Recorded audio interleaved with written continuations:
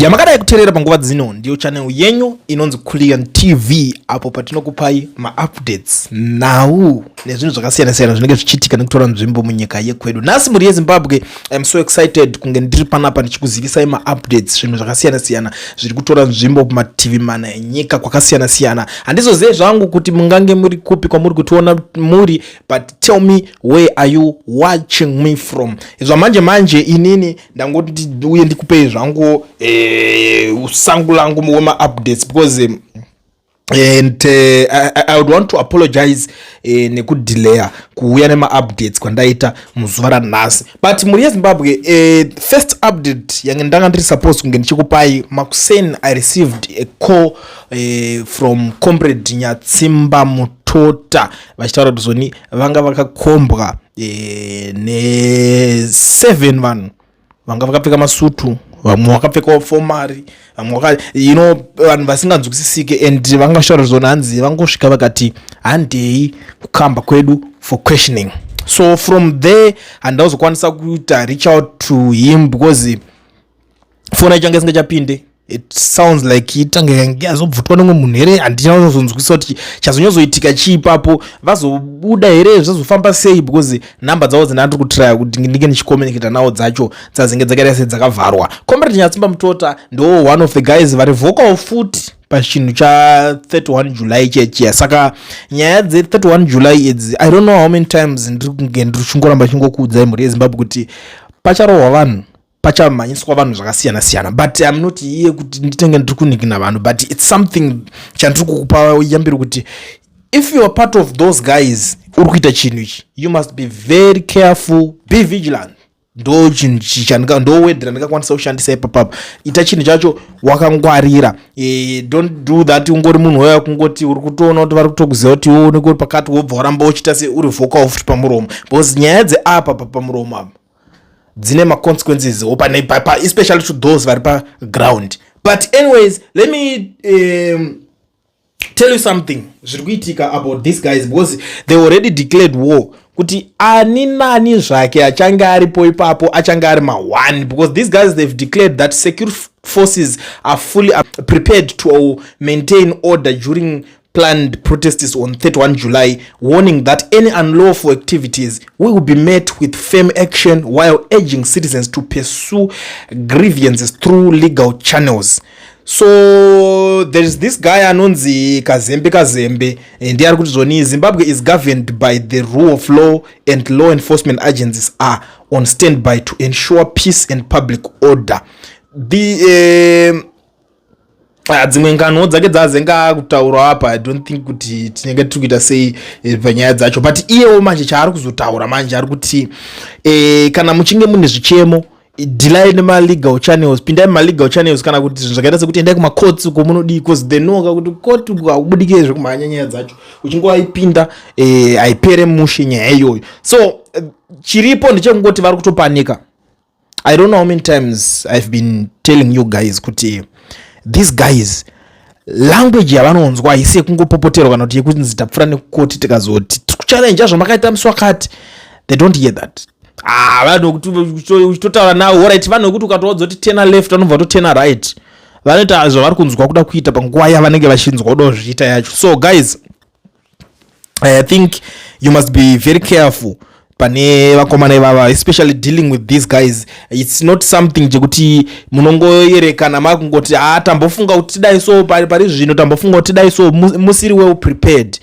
You must be prepared, but muchiziva futi kuti vakaona nyaya idzi vanodzitora serious kudarika nyaya dzimwe dzese. If you say something kana kuti tutaura zvokutaura uruko, like there is this other lady Jacinta watu uya andikuita zve match and match uya leader wemukadzi akataura akati zvoni tokona kubatsira maZimbabweans kumacha chichichichi, havana kana kumboreacta panyaya yacho. Why? Because they know kuti uyu kana akaita izvo zvanozviita ari uchi ari muSA side munomu, hapana pekuti anoti crosser border akaita zvinhu izvozvo, because once akangozviita chete ma-consequences anenge aripo ipapo anenge atoma 1. Not sure, handizoziva zvangu kuti zvinozofamba sei kana akakwanisa kushinga kucrossa kuti azviitire ari pa bridge border post papa, because obviously anenge akunzaiwa mutemo kuno kumanje ine maitiro inoita se ainenge ichiitika nayo. Saka inyaya dzimwe dziri kungotenderera, but nhasi handisida kuti ndirambe ndichitaura zvakawanda because zvakawanda zviri loading, zvakawanda zvatichada kuti tinge tichizivisana especially padhere mangwana. Saka nhasi hatingadunure maupdates ese kuti tizokudze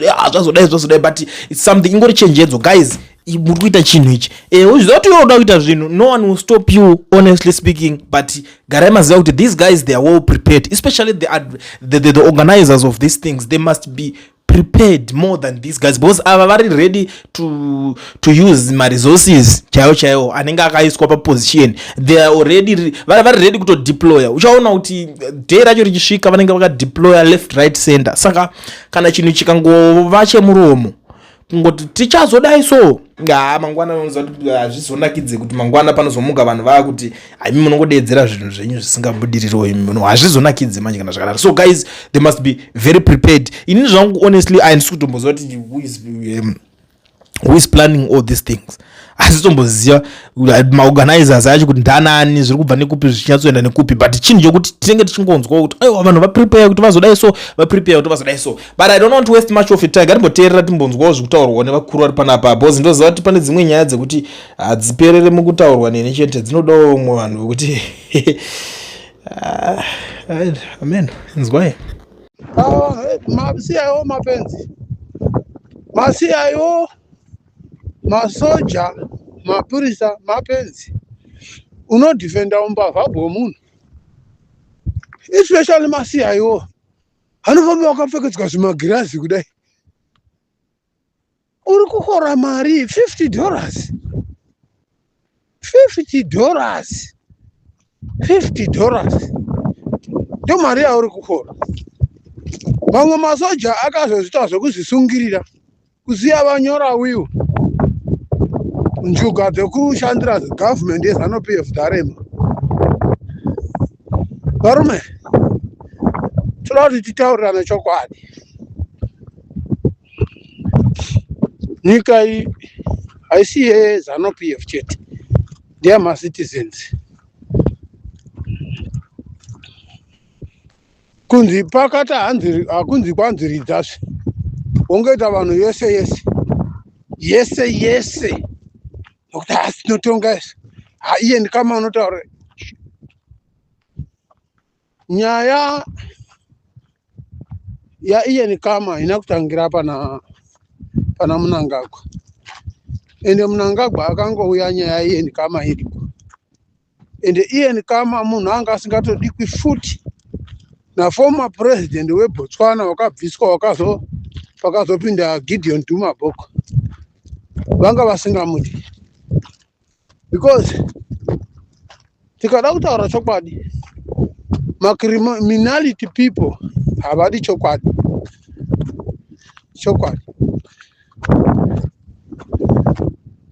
Havadi chokwadi. Zimbabwe yakaurawa neZANU-PF nematongero ake nemaitiro avo vanhu veZANU-PF. They are DDQ Zimbabwe. Zimbabwe yanaurawa namacitizens yaya, yakaurawa neZANU-PF.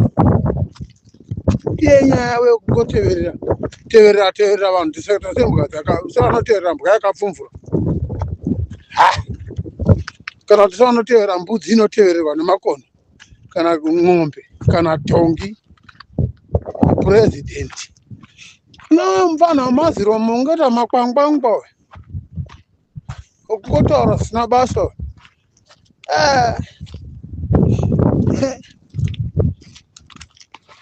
Mchazirega nyirumwe gore. Mchazirega. Awa no kana mai muchinguri wako zviremba. Anzi meka kashiri muchinguri chinyi akukutaura chokwadi manje. Iyeyo kashiri muchinguri wacho nano wakutaura chokwadi. Chamusingagoni kuchibudisa nokuti nguva yakwana. Ukaona munhu akubudisa chokwadi muZANU-PF, vari vakomana vechiutu, zvadhakwa. Ipo paipai pana muchinguri paipai, zvadhakwa. Ende haana dzimwe 2 years anenge arohwa pasi peshoka atodedemara. atarira mudenga mukofini wotofa zvake wotovapedza naye hakusina uchataura. Ike zvinezvi vana vanochema vanoda kukurosesa mota dzavo kunonzi hey iwe une drivers license reSouth Africa haufaniri kudhiraivha mota yako kupinda naye muZimbabwe. Ye une traffic register haufaniri kudhiraivha mota yako. Muri vanhu vakaita seke imimi vanhu veZANU-PF.